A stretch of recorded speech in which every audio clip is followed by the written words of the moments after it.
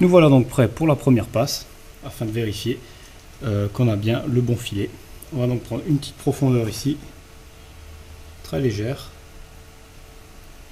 On est donc embuté. On a laissé pas mal de marge parce qu'attention, 3 mm ça avance vite par tour. Et on va utiliser une vitesse de rotation très lente pour avoir le temps de débrayer en arrivant dans la rainure. Donc on est embuté, on a tout qui est embrayé. Et on va faire une toute petite passe pour voir ce que ça donne. Donc on a mis tout en bonne position au niveau du pas à faire. Et on va donc faire une petite passe pour venir tout simplement mettre notre jauge à filer pour voir si on est bien à 3 mm. Donc quand vous mettez en route, gardez la main sur le levier de débrayage de la vis mère parce qu'il va falloir être assez rapide. Alors ne tournez pas trop vite, ça sert à rien. Si vous loupez votre coup, l'outil rentre derrière dedans. Si vous êtes déjà à des passes relativement profondes, vous allez les casser. Donc faites doucement.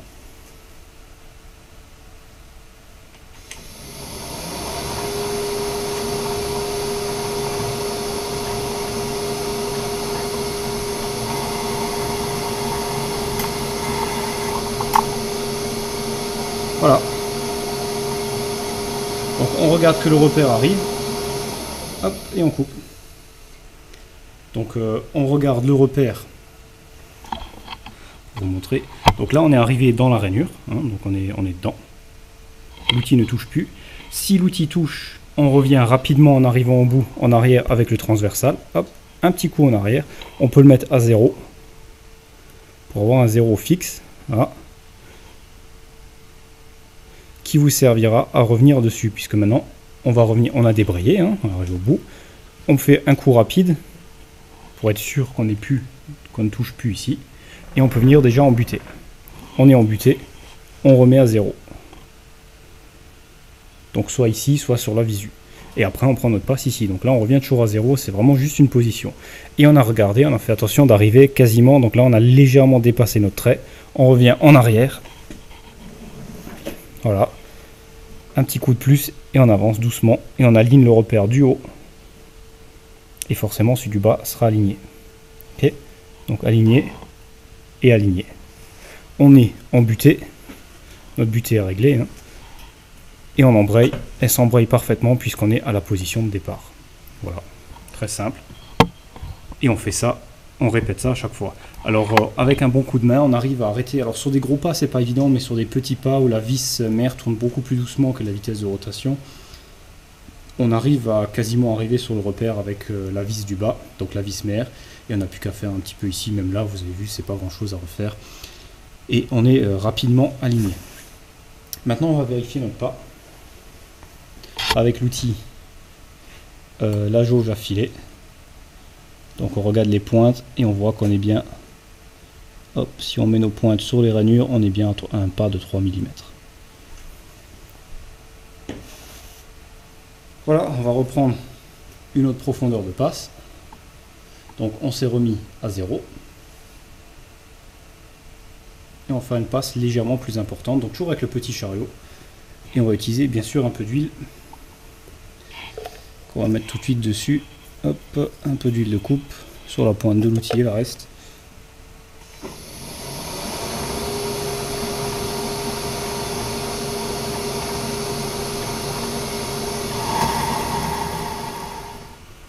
Donc on se met à 0. On prend une passe. Bien. On est embuté, on est embrayé, un peu d'huile.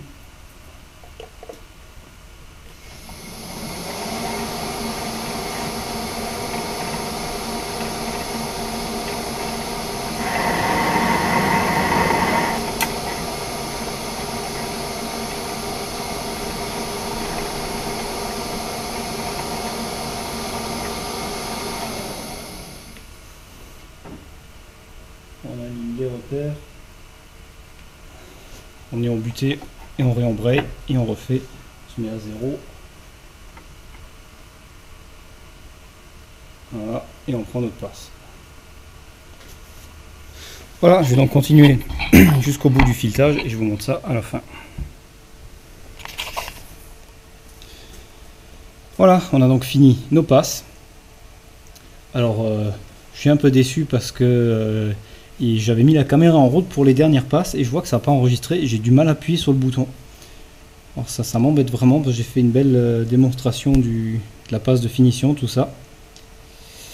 Donc pour vous expliquer, on s'est rapproché du diamètre, j'ai pris les mesures au micromètre et je suis venu ensuite faire, on était à 3 centièmes de la fin quand j'ai montré le micromètre, et on a pris une toute légère passe pour donner un fini relativement propre.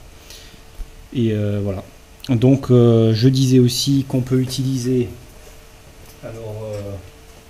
de l'air comprimé avant de passer le micromètre. On souffle légèrement le filet pour enlever les restes d'huile et les copeaux. Alors on dit souvent, vous voyez, il ne faut pas utiliser l'air comprimé, donc le compresseur au niveau des machines. Alors oui, c'est sûr, on ne va pas l'utiliser dans les glissières, on ne va pas souffler là-dedans, on ne va pas souffler les copeaux des glissières, tout ça, ça va les pousser dedans. Mais par contre, pour nettoyer un filetage, une gorge, ou nettoyer la pointe de notre outil quand on le démonte avant de le mettre dans l'armoire, tout ça, c'est génial. Et ça n'a aucune incidence sur l'utilisation des machines. Donc cette technique a été relativement simple à mettre en œuvre, juste des repères, une butée, des repères, et voilà, vous êtes prêt pour travailler. Aucun dommage à l'outil, on peut voir qu'il est impeccable. Un petit copeau qui se colmate un peu sur les bords, c'est normal, c'est dû au fait que la vitesse de rotation est relativement lente, parce qu'on n'est pas, je suis pas super rapide pour arriver au bout.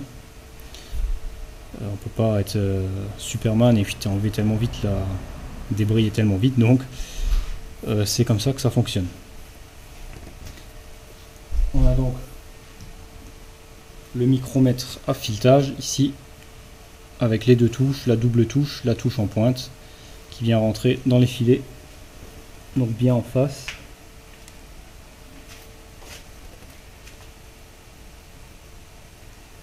Voilà, et on est parfaitement à 53 mm, 0,00. Donc autant devant que derrière, donc les doubles encoches viennent dans une pointe de filet, une tête de filet, et l'autre dans une crevasse, bien en face l'une de l'autre. Donc on prend plusieurs mesures sur plusieurs filets pour être sûr. Pas la peine d'ébavurer puisque la bavure ne gêne pas, il y a un dégagement là-dedans. Donc on peut faire les bavurages après, ce qui permet de mesurer pendant l'opération et d'arriver facilement à la fin.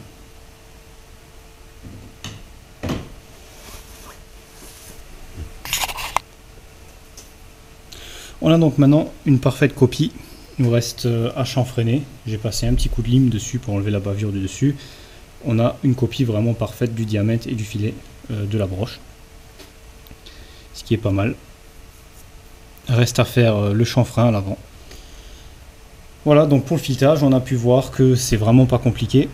On a besoin de quoi? De faire des repères, une butée, et on y va, on peut y aller, hein, il n'y a pas 36 000 choses à faire. Alors si vous voulez un système très intéressant, donc sur le forum usinage.com, vous regardez appareil à retomber dans les pas. Vous avez le membre au pseudo de Pussy qui a fait un super système électronique, un petit écran, un petit afficheur qui donne les plans, tout ça. Vous le contactez, il vous envoie ça.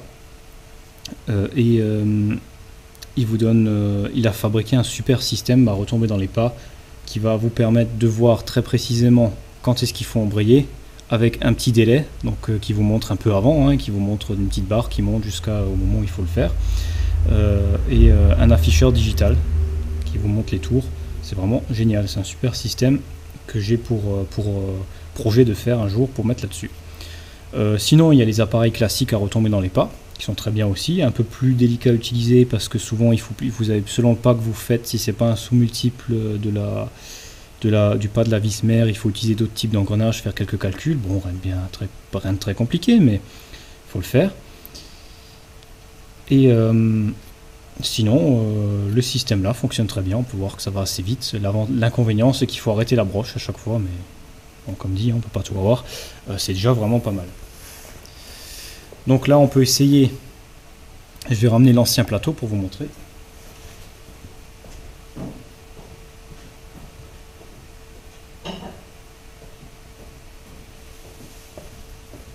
Donc l'ancien plateau qui sera plus utilisé mais qui a le même filetage, donc juste à titre d'exemple, on va le visser dessus, voir ce que ça donne. Et on a un super ajustement, quasiment sans jeu sur le filet, hein. On n'a vraiment pas de jeu. Et un ajustement et un filet relativement libre à visser. Voilà, c'est parfait. On va pouvoir faire encore le petit chanfrein à l'avant et on y est. Nous voilà donc sur le tour. On a mis notre brut sur les morts inversés. Et on a fait une première passe, hein, rien de bien spécial, avec un outil à plaquette spéciale inox. C'est plutôt pas mal. Mais c'est une plaquette plutôt pour la finition que pour l'ébauche. Qui est précisée pour faire une coupe profondeur de passe de 0,4 à 1,5 mm maximum. 0,10 à 1,5 et elle est donnée en moyenne à 0,4 mm, je veux dire. Donc ce qu'il y a, c'est qu'il faut y aller doucement avec, c'est pas fait pour l'ébauche. Donc j'ai fait une première passe, c'est une passe rapide, hein, et juste pour donner, il reste encore ici un petit peu de la coupe à la scie à ruban. Donc on va continuer à faire des passes, rien de bien spécial. Je vais faire le surfaçage et je vous reprends quand on va passer à l'opération. Donc on va faire les épaulements. Voilà, notre première passe, notre premier surfaçage est fait. C'est plutôt propre, on peut voir que c'est bien brillant. Pas un miroir, mais pas mal. Très agréable à usiner, j'ai pas eu de soucis. Et on va maintenant changer d'outil, puisque c'est plutôt un outil de finition. Là on a juste fait des passes de nettoyage, on va dire, pour enlever les marques, pour bien surfacer, pour l'avoir bien plane et enlever les marques de sciage, donc du brut. Et maintenant on va commencer les épaulements. Donc ça c'est la plaque arrière, hein, c'est la partie arrière du mandrin, du plateau. C'est la partie qui viendra contre le diviseur.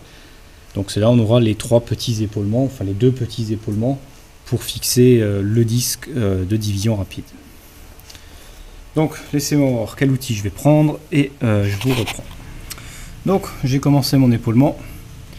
Je vais vous montrer une passe, comment que ça réagit avec cet inox. C'est pas évident, c'est une matière assez dure. C'est pas un inox classique, c'est un 431, donc il suit quand même pas mal. C'est pas des inox style 304, 316 qui sont très collants. Au niveau des copeaux, c'est un 431 qui est magnétique et beaucoup plus apte à l'usinage. Mais ça reste pas évident. J'ai essayé pas mal de plaquettes, mis à part la plaquette spéciale inox qui donne un bon fini, mais n'est pas pour l'ébauche. J'utilise ma plaquette classique CNMG qui donne de très bons résultats.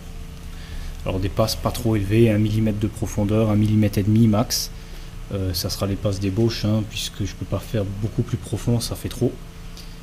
Et ça réagit mal au niveau des copeaux, hein, ça va faire des gros fils, ça va faire des choses qu'on veut pas. Donc on va y aller doucement et je vous montre ça.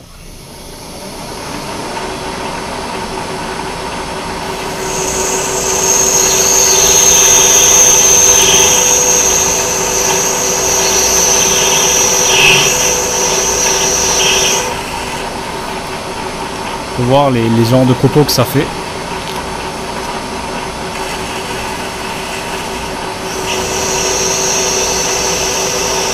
Là on a un copeau plus ou moins bien cassé, bien rompu, qui s'évacue rapidement. C'est pas mal. Voilà ce qu'on recherche. Donc une vitesse d'avance suffisamment rapide et une vitesse de coupe assez lente. Et on a un joli copeau bien rompu.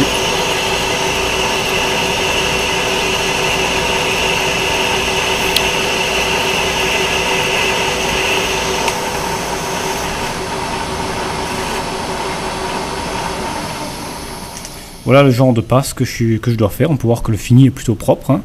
C'est pas mal du tout. Juste au bout ça fait un long copeau et un peu au début. Et sinon la vitesse de coupe est bonne, on a un joli fini. La vitesse de coupe est bonne et me donne vraiment une profondeur, une finition et des profondeurs raisonnables, donc ça va assez vite, même si c'est pas des grosses passes qu'on peut s'autoriser. La lubrification, c'est pas évident. L'idéal serait d'avoir un jet continu. Le fait de mettre de l'huile, c'est un peu galère parce que ça fait une sacrée fumée, on voit plus rien, donc j'ai arrêté pour l'instant. Et là ça va pas mal, hein. Au pire tant pis si la plaquette est usée. Là on voit déjà qu'elle a déjà pris pas mal d'usure. On va essayer de finir au moins les 2 épaulements avec, puisque le fini est encore bon et elle ne met pas trop d'efforts pour couper, donc c'est qu'elle est encore relativement utilisable. Voilà, je vais donc continuer ces passes. Donc on peut voir, en choisissant, en tâtonnant un peu, on arrive à avoir un copeau correct. Ce qu'on veut, c'est le copeau rompu, hein, donc cassé. On ne veut pas les longs filaments. Pour chercher ce copeau, on doit jouer avec les vitesses, avec 3 paramètres principalement.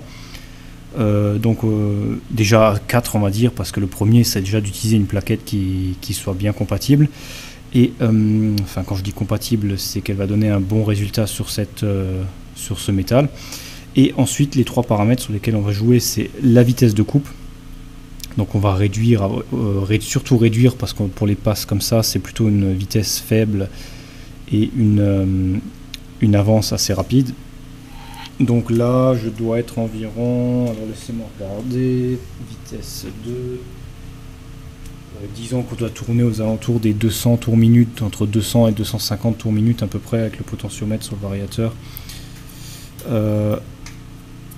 Alors attention aux copeaux, hein, les copeaux inox sont très coupants, faut vraiment faire gaffe. Donc on a à peu près 200 à 250 tours minute et une avance de l'outil 1, 2, 3, 3B de 0,15 mm par tour. Donc avec 0,15 mm par tour, on a de déplacement de l'outil. Donc c'est vraiment, et ensuite le troisième paramètre, c'est la profondeur de passe. Si on fait une passe trop légère, le copeau est plus fin et il aura beaucoup plus de mal à se rompre. Passe trop légère, ça va créer des gros filaments. On peut le voir sur les copeaux. Là on a les copeaux que donnent à peu près les passes que je fais. On peut voir qu'ils sont assez gros et qui se cassent facilement. Vous voyez, on peut facilement les casser. Hop. On peut voir qu'ils se cassent bien. Vous voyez, parce qu'ils sont assez épais. Si le copeau est trop fin, il reste souple. Voilà, donc c'est pour ça qu'il faut une profondeur minimale pour ce genre de passe. Donc laissez-moi terminer ces 2 épaulements et je vous reprends. Voilà donc notre arrière qui est globalement terminé, donc les 2 petits épaulements ici. Donc j'ai pas filmé ça parce que bon bah c'est de l'opération classique de surfaçage, de chariotage, donc faire des épaulements, rien de bien spécial, hein, je l'ai déjà montré un peu dans toutes mes vidéos. Et la vidéo commence un peu à être longue, donc du coup pour pas rallonger trop sur des choses déjà vues, j'ai pas filmé tout ça. Alors pareil pour le centre, hein, donc on a fait j'ai fait un perçage, donc pointage avec un fourré à centrer, un pré-perçage à 8 mm.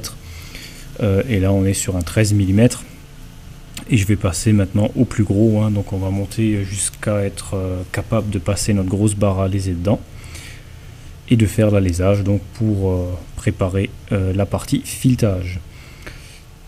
Donc on a respecté nos dimensions, donc profondeur, c'est-à-dire les 3 mm ici, les 8,5 ici pour l'épaisseur des épaulements, notre diamètre tout pile à 76,00 pour celui-ci. Celui-ci est à 110 mm, alors ici pas de précision particulière, hein, mesure au pied à coulisse et on est à peu près à 110 puisqu'il n'a aucune fonction, c'est qu'un dégagement, donc on n'a pas besoin d'être très précis. Les épaisseurs ils sont à plus ou moins 5 centièmes, puisque pareil, hein, aucune importance sur ces épaisseurs là, elles n'ont pas d'importance capitale. Ce qui est important c'est d'être sur le plat par rapport au plat ici, en avoir les 11,5 mm, ceux-là on les a à plus ou moins 2 centièmes. Et voilà pour l'arrière. Donc maintenant on va continuer à percer. Je vais mettre un fourré plus gros. Donc là le perçage pas de souci, c'est bien centré, ça tourne rond, il n'y a pas de problème. Donc là on va maintenant aléser jusqu'à un diamètre, alors sur une profondeur de...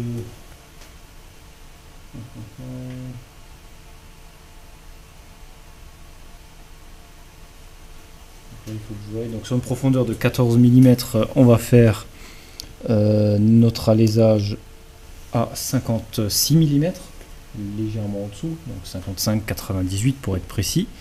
Et le reste sera pour le filetage, il sera fait à peu près à 51,5. Donc le premier c'est celui de précision, l'autre derrière ça sera pour le filetage. Voilà, je vais donc terminer le perçage, hein. Je fais ça hors caméra, je vous explique à chaque fois au fur et à mesure des étapes ce que j'ai fait, puisque là rien de spécial, hein, c'est du perçage. Perçage, tout ce qu'il y a de plus basique, hein, les vitesses de coupe, perçage sont les mêmes que pour la perceuse, rien de bien spécial. Bon, on arrive à un alésage relativement conséquent. Donc ce qui s'est passé entre temps, j'ai donc passé le forêt de 13 à partir du moment avant de la vidéo jusqu'au 30. Donc j'ai passé après le 13, j'ai mis un forêt de 25, puis un forêt de 30. Et on est arrivé ensuite après ça à mettre notre première barre à léser qui était celle que j'utilise habituellement. Sauf qu'avec cette barre j'avais beaucoup de mal à faire un usinage propre parce que l'évacuation des copeaux était très mauvaise et se coinçait donc dedans et faisait vraiment compliquer bien l'usinage. Ensuite j'ai pu mettre donc maintenant ma grosse barre à léser, maintenant elle passe et là avec la plaquette là ça marche relativement bien. Alors je vais vous montrer une passe rapidement, hein, puisqu'il reste pas mal à enlever. Je vous montre une passe, hein, rien de spécial. On fait une passe de 0,5 mm. Pareil, on est limité en passe, hein, ça reste un inox assez... c'est pas les plus simples à travailler, ça prend pas mal de temps. Mais le résultat est plutôt pas mal. Je vais donc vous montrer une passe. Et je ferai le reste hors caméra ensuite. Donc jusqu'à arriver à mes alésages, donc mes deux épaulements internes à la bonne taille. Et je vous reprendrai ensuite pour le filetage.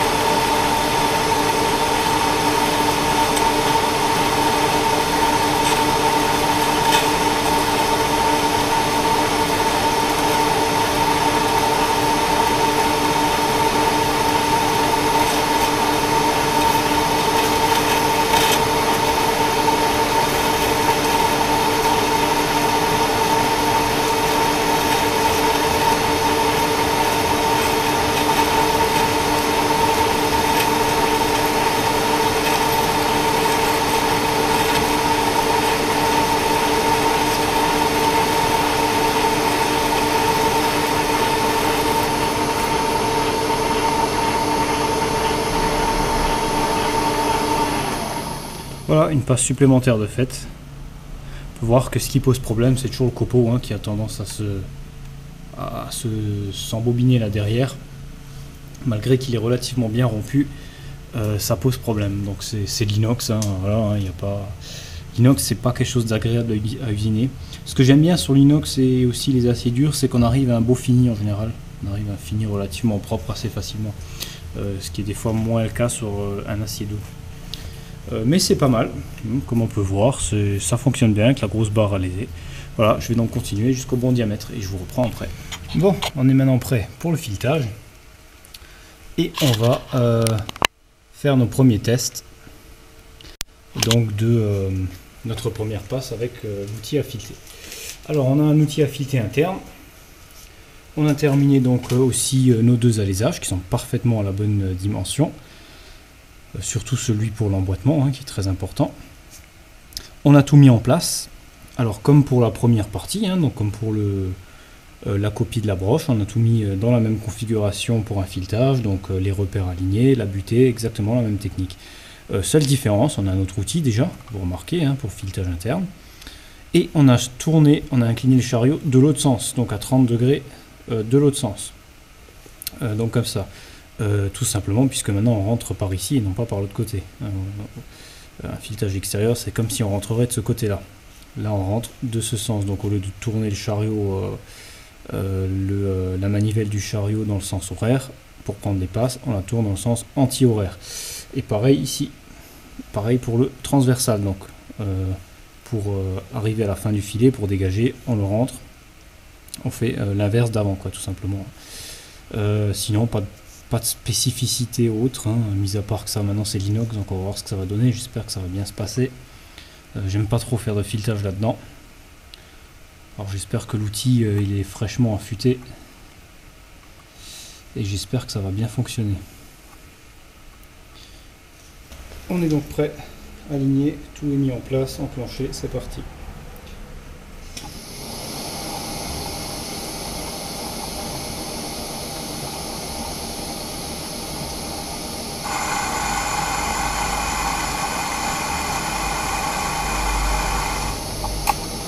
Parfait.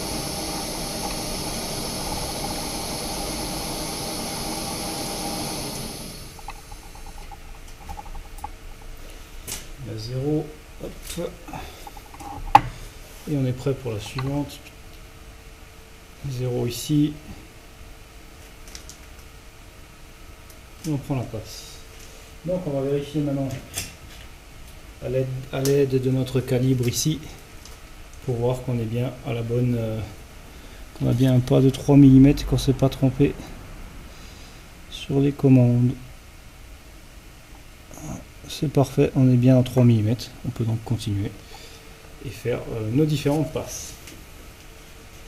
Donc on va faire la suivante. On met tout ça en place.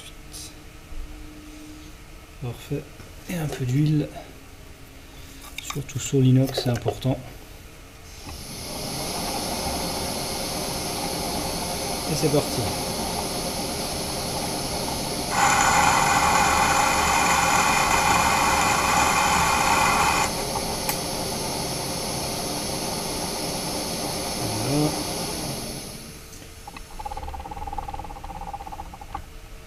Voilà, donc laissez-moi prendre quelques passes, bien entamer le filet et je vous reprends. Ça y est, notre filetage est maintenant terminé. Donc il est plutôt pas mal, l'ajustement est pas mal, il est assez propre.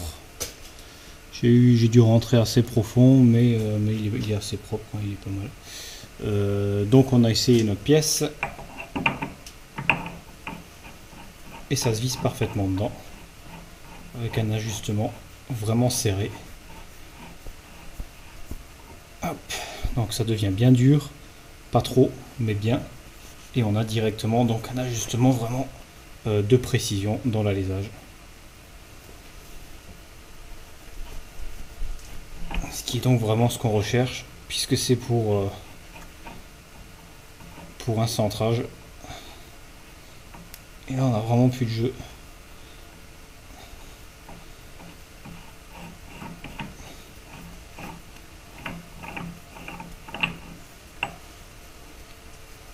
Et on a bien des contacts à l'intérieur, hein, donc c'est parfait. Voilà, donc on peut maintenant sortir notre plateau des morts et on va pouvoir tester. Je vais pouvoir le tester donc donc rapidement sur la broche, voir ce que ça donne. Et on pourra s'occuper ensuite de l'autre côté. Bon, nous voilà prêts à usiner le plateau. Donc petite modification, j'ai refait cette pièce. Et comme vous pouvez le voir, avec un épaulement beaucoup plus important ici, puisque la première qui servait d'étalon déjà était un peu compliquée à remettre en place dans un 3 morts pour qu'elle tourne parfaitement rond. Et avait en plus un épaulement arrière tellement faible que ça donne très peu d'appui pour le plateau. J'ai donc réutilisé le même bloc. J'ai enlevé toute la partie filetage et portée qui était de l'autre côté, je l'ai enlevé, j'ai réduit le diamètre pour avoir quelque chose de lisse pour pouvoir prendre dans le mandrin. J'ai fabriqué une rondelle de ce type de cesse, une bague qui est pressée dedans, donc à la presse, environ 2 tonnes il a fallu pour la presser. Et elle est donc pressée là-dessus. Puis ensuite j'ai fait mon usinage, épaulement, filetage, tout ça aux bonnes cotes. Donc là je suis parfaitement aux bonnes cotes et ça tourne avec le comparateur parfaitement rond ici et parfaitement droit ici. Donc pas de voilage ici et pas de faux rond. Donc on vérifie que c'est bien propre toujours, hein.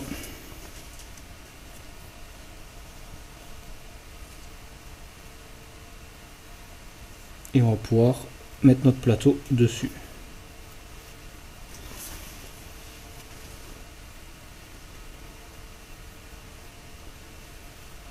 Et ainsi on a une bonne portée à l'arrière. Donc,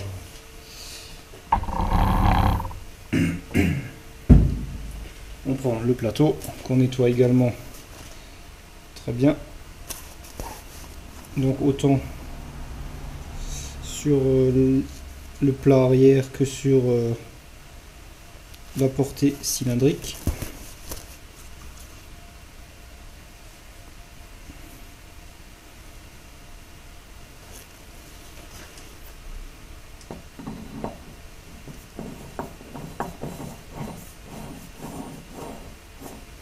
On peut voir que c'est légèrement dur, donc c'est parfait. Pas beaucoup, mais un tout petit peu dur pour qu'il n'y ait aucun jeu. Donc la portée est bonne.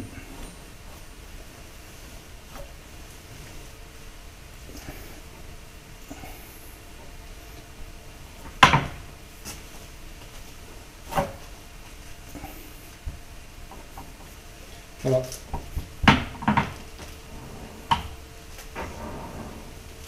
Ça y est, on est monté, on va pouvoir faire notre surfaçage. Alors on va faire des passes légères.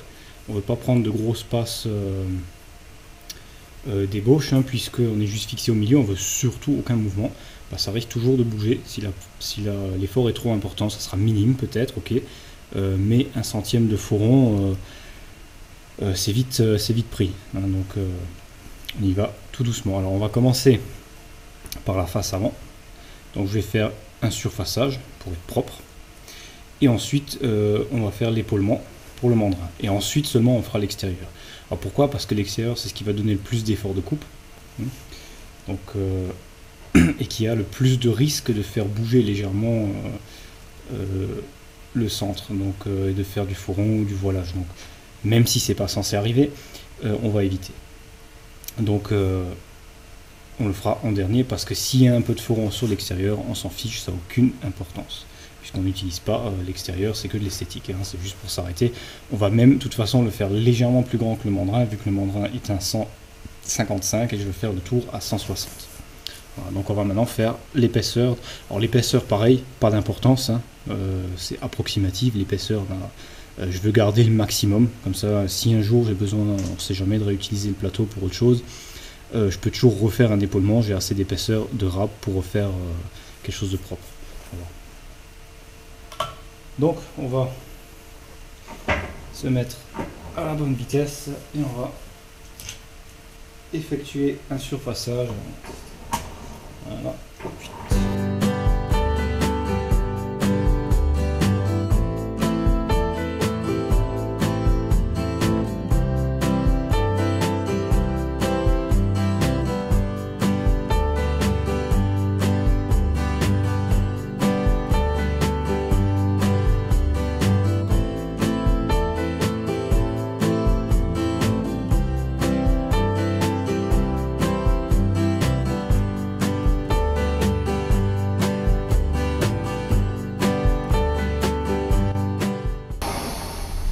Bon, première passe est faite, on peut voir que c'est pas terrible. La profondeur est pas suffisante avec ces outils. Je vais donc faire une passe avec une autre plaquette, puisque dès qu'on a une profondeur trop peu importante, là j'ai fait 0,20 mm, la plaquette fait ce genre de stries. On les sent presque pas, mais c'est vrai que c'est pas génial.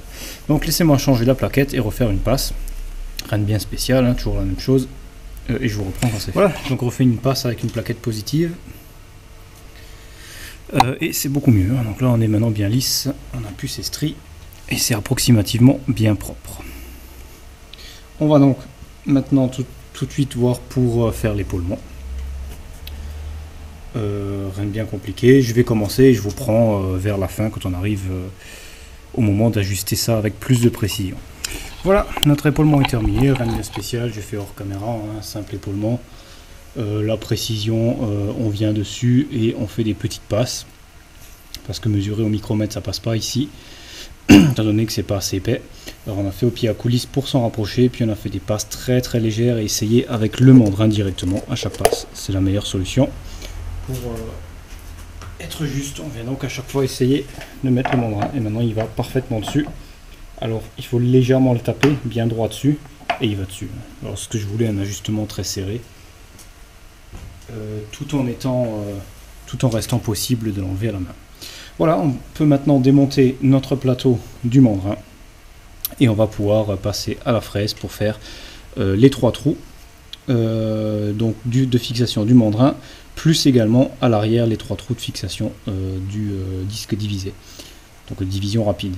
Mais avant ça, on va justement faire le disque de division rapide, on va l'alléger pour qu'il aille sur l'épaulement qu'on a fait à l'arrière. Donc on a mis notre disque de division rapide et on va agrandir l'alésage jusqu'au diamètre voulu pour mettre sur le plateau. Donc on avait un diamètre de 76. Bon, je vais vous montrer une passe vite fait et je vais faire le reste hors caméra, hein, rien de spécial, un alésage.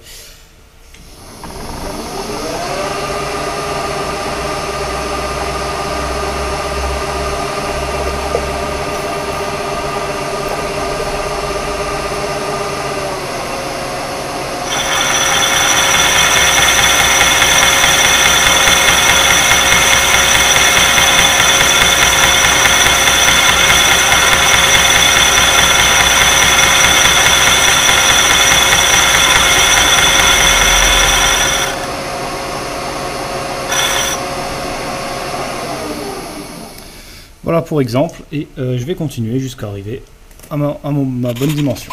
Voilà, notre alésage est terminé, à la bonne taille, propre, et on peut y mettre maintenant notre plateau parfaitement dessus.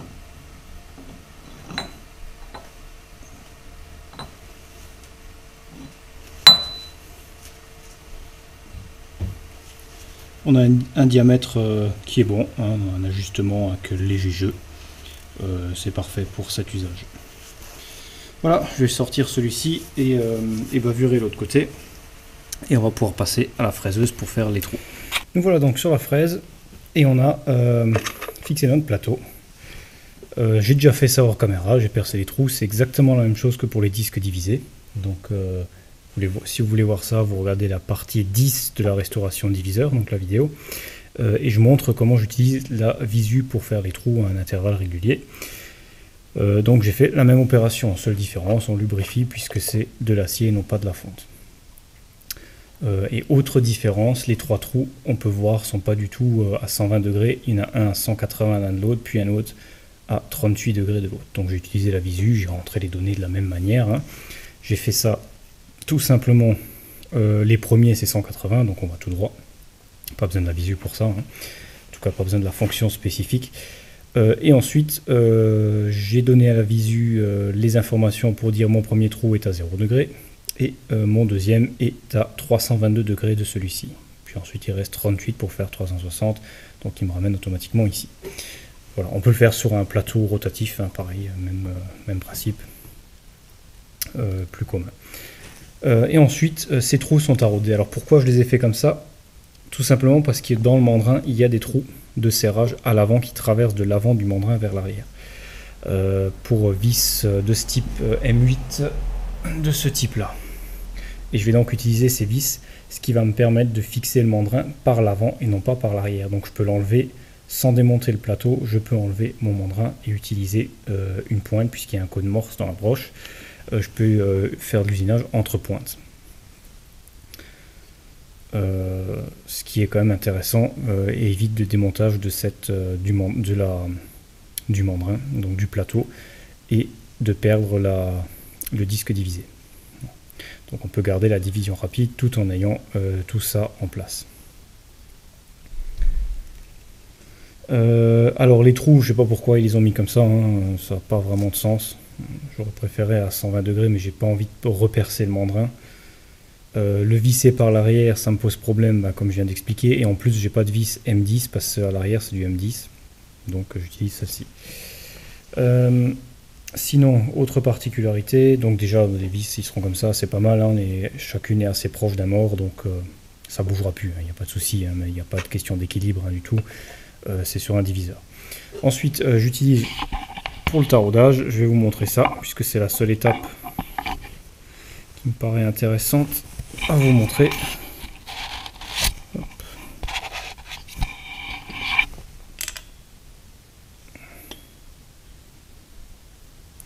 Donc pour le taraudage, c'est très simple. J'utilise une pointe ressort ici, qui est montée donc dans le porte-pince tout simplement, hein, donc aligné. Je suis aligné avec mon trou. Et j'utilise le tarot avec l'outil à tarauder qui dispose d'un point de centrage. On vient donc le mettre ici, dans le trou, et on vient mettre notre pointe à ressort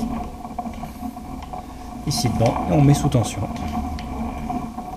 Voilà, maintenant on a un guide et on peut tarauder bien droit. On lubrifie comme il faut, surtout pour l'inox, et on peut faire notre taraudage très facilement.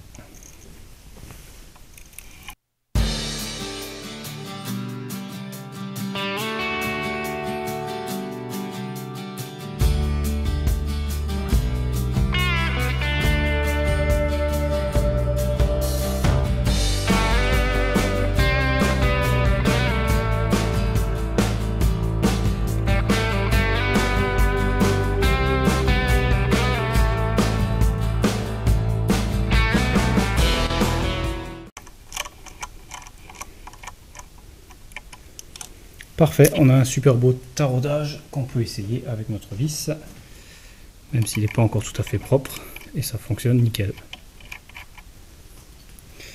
Donc, on peut utiliser, donc là j'utilise un tarot machine, hein, donc il fait tout en une passe, c'est beaucoup plus facile à utiliser.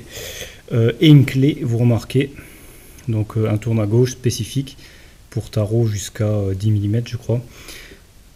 Qui a la particularité d'être déjà à cliquer, donc super pratique, on peut l'inverser ou le garder rigide, et tout ça sans jeu, hein, puisque c'est super bien fini, et avec en plus un point de centrage qui va permettre d'utiliser une pointe. C'est surtout ça qui est très intéressant parce que la plupart ne l'ont pas. Et sur le tarot, on a une pointe et non pas un trou, pas trop conique, vu que c'est seulement sur les grosses tailles qu'on a après le pointage au milieu. Donc très intéressant à voir puisqu'il a toutes ces fonctions. Et qu'il est surtout de très bonne qualité, parce que j'avais un de ces machins chinois là, et pas cher, et franchement on s'énerve plus qu'autre chose avec. Donc choisissez de la qualité. Ça c'est de l'ancien stock que j'ai acheté aux USA, c'est un Général Made in USA, et c'est là-bas qu'on les trouve le plus parce que je n'ai pas vu chez nous, donc je l'ai commandé là-bas pour une vingtaine de dollars, et c'est vraiment super pratique. Voilà, je vais terminer le dernier taraudage et je vous reprends. Bon, on arrive maintenant au moment où tout est terminé au niveau du plateau. J'ai donc mon plateau ici, plutôt correct. Donc les 3 trous de fixation pour le disque que j'ai fait hors caméra, parce que c'est exactement la même chose que j'avais fait pour les disques divisés, hein, écartés de 120 degrés, tout ça, rien de spécial. Donc pour fixer le disque de division rapide, et les 3 trous de fixation du mandrin. Alors c'est vrai que les écartements c'est un peu n'importe quoi, je sais pas pourquoi ils ont fait ça sur le mandrin, hein. On les a ici à l'avant, on peut voir ils étaient déjà dedans, mais ils sont à des endroits qui gênent pas, et ils sont bien utiles de cette manière là, puisque ça me permet de visser le mandrin par l'avant, et par l'avant ça me plaît bien puisque je peux laisser le plateau dessus et enlever le mandrin, et donc garder la division rapide pour une utilisation entre pointes par exemple. Donc ça c'est pas mal. Alors c'est pour ça que j'ai choisi de le faire la fixation par ici, car si je veux mettre un mandrin 4 morts par exemple, je suis obligé de démonter le plateau, puis démonter le disque divisé à l'arrière, division rapide, et ensuite seulement je peux démonter le mandrin. Alors que là j'ai un accès rapide par devant, et comme on peut voir on a déjà une vis ici près de ce mort là, une près de ce mort là et une près de ce mort là, donc on est largement très bien fixé. C'est un diviseur, c'est pas pour un tour, hein, c'est pas une vitesse de rotation élevée ni quoi que ce soit, c'est donc très bon et très bien comme ça. J'ai donc fait ces trous là, hein, voilà. Et j'ai fait aussi les trous dans le disque de division rapide, donc pareil, hein, 120 degrés, les simples trous à 120 degrés avec un chanfrein pour utiliser des vis de ce type là qui viennent dedans et qui ne dépasseront pas. Voilà, donc ça c'est rien de bien spécial, et on va fixer ça dessus. Donc on va voir que ça fonctionne bien. On garde ça propre au mieux que possible.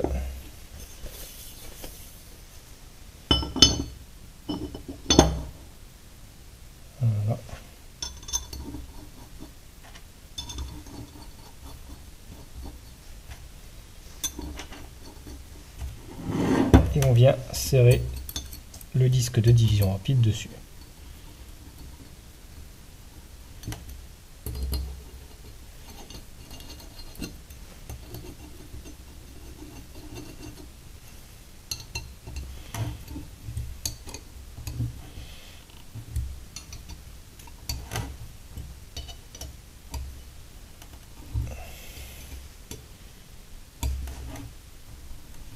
Parfait. Voilà, on a légèrement du jeu ici, hein, pour pas qu'il touche le corps. Plus le jeu ici, donc c'est parfait. On a du jeu ici, c'est parfait. Et petite modification que j'ai apportée juste avant. Le diamètre ici, vous voyez, j'avais dit que je le laisserais à 160 pour en cas où je mets un mandrin de 160. Finalement, c'est pas possible. C'est pas possible, pourquoi? Parce qu'à 160, on peut plus le visser. Il bloque au niveau du corps ici, parce qu'on a seulement 153 mm d'espace ici. 150, presque 154, 153,8 entre les deux parties là. Donc 160, on bloque là-dessus. C'est donc pas possible. J'ai dû descendre à 153 pour arriver juste. Bon, ça me laisse largement la place pour serrer dessus. C'est un peu plus petit que celui-ci, que le mandrin. Je comprends pourquoi maintenant il y avait du 155 dessus. Et j'ai également fait un mini épaulement à l'arrière ici, en cas où, hein, pour laisser vraiment être sûr que ça passe bien quand on va pivoter le diviseur pour que ça touche pas ici en cas où. Donc j'ai fait un petit épaulement à l'arrière et j'ai réduit à 153 pour le diamètre ici. Donc on va maintenant vérifier que c'est bien propre, normalement salé, et on va mettre le mandrin.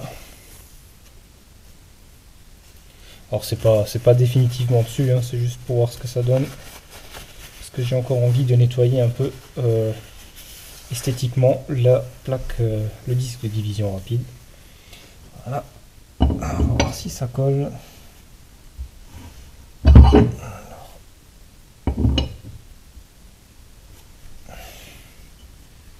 Parfait. On a un super ajustement avec strictement aucun jeu. C'est très important. On va juste voir.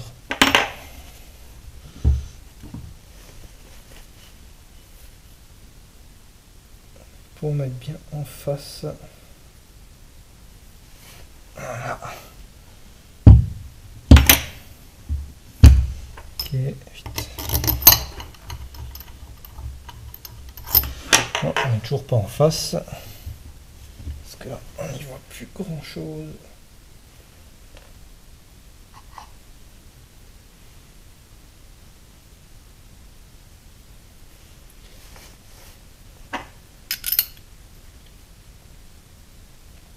Parfait. Là, on devrait être en face. Voilà. Laissez-moi visser tout ça.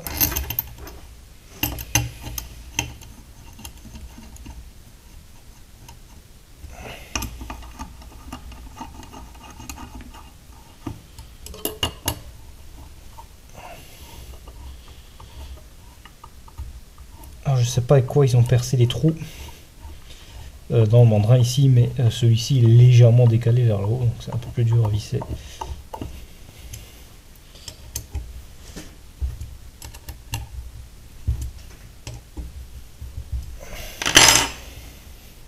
Parfait.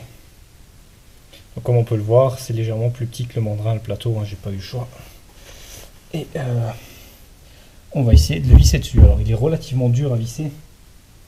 Je pense que c'est fait exprès parce que le filetage là, c'est pas du tout du pas, c'est pas un pas de 3 exactement. Il y a une légère différence, c'est pas tout à fait du 3. Ça correspond à rien, ni en pouce ni en métrique. Alors je suppose que c'est fait exprès pour que ça soit dur à serrer, pour qu'il tienne dessus, pour que à l'utilisation il risque pas de ripper.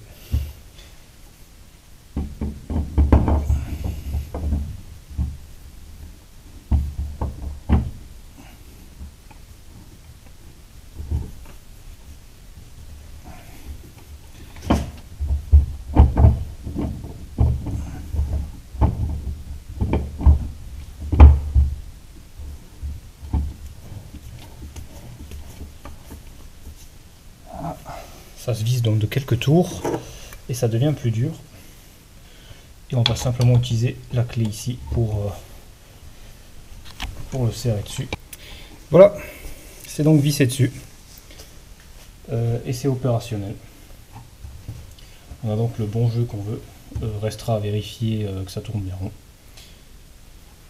Et c'est pas mal.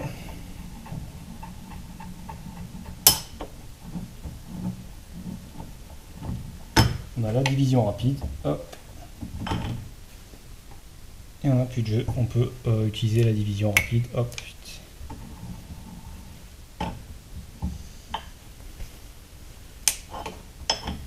Seul truc que j'ai pas compris avec la division rapide, les numéros sont écrits à l'arrière, qui nous donnent les divisions qu'on veut faire en rapide, donc un peu moyen. Mais peu importe. Voilà, donc c'est plus ou moins terminé. Il nous reste encore un dernier détail à faire, c'est la fabrication d'une poignée qui va venir ici. Donc une poignée pour le blocage. Ça sera la prochaine étape. Et je vais aussi redémonter le mondin et le nettoyer à l'intérieur. Donc le démonter complètement en pièces et nettoyer tout ça. Voilà, donc on arrive bientôt à la fin. Et je vais vous reprendre pour la prochaine étape qui sera probablement la poignée.